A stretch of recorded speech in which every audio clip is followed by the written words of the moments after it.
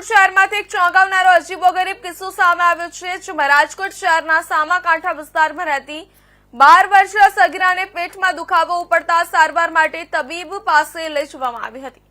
તબીબી પરીક્ષણમાં સગીરાને 22 માસનો ગર્ભ હોવાનું સામે આવ્યું હતું। ત્યારે સમગ્ર મામલે મહારાષ્ટ્ર પોલીસ દ્વારા 0 નંબરથી એફઆઈઆર દાખલ કરી રાજકોટના બી ડિવિઝન પોલીસ સ્ટેશનને મોકલી આપવામાં આવી છે। ત્યારે પોલીસની પ્રાથમિક તપાસમાં સગીરા સાથે તેના સગીર વયના કૌટુંબિક ભાઈ અને કૌટુંબિક ભાઈના સગીર વયના મિત્ર દ્વારા દુષ્કર્મ આચરવામાં આવ્યું હોવાનું સામે આવ્યું છે।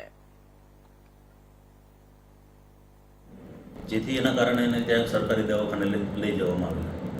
જ્યાં સરકારી દવાખાનામાં લઈ ગયા પછી દવાખાનામાં જતાં ડૉક્ટરશ્રીએ જણાવેલું કે આ તમારી જે દીકરી છે સગીરા છે એને તો 22 અઠવાડિયાની પ્રેગ્નન્સી છે।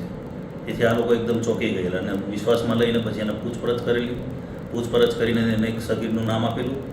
એ બાબતની મહારાષ્ટ્રના 40 ગામ પોલીસ સ્ટેશન ખાતે એ લોકોએ ફરિયાદ નોંધાવેલી। એ ફરિયાદ ત્યાંથી અહીંયા આવીને બી ડિવિઝન પોલીસ સ્ટેશનમાં 0 નંબરથી આવતા એ ફરિયાદની આગળ બી ડિવિઝનમાં દાખલ કરવામાં આવેલી છે।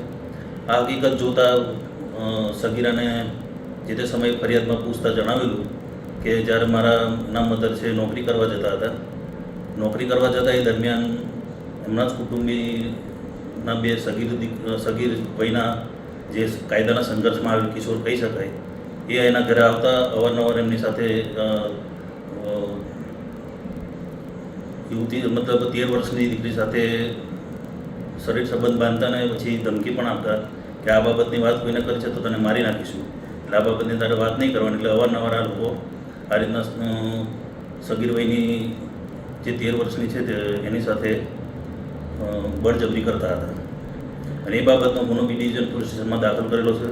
હાલ એમની મેડિકલ તપાસણી પણ કરાવી દેવામાં આવી છે અને જે 2 છે જે કાયદાના સંઘર્ષમાં આવેલ કિશોરો છે એમને પણ ડિટેન કરી અને બાળ અદાલતમાં રજૂ કરી અને એમને ચિલ્ડ્રન હોમ ખાતે મોકલવામાં આવેલ છે।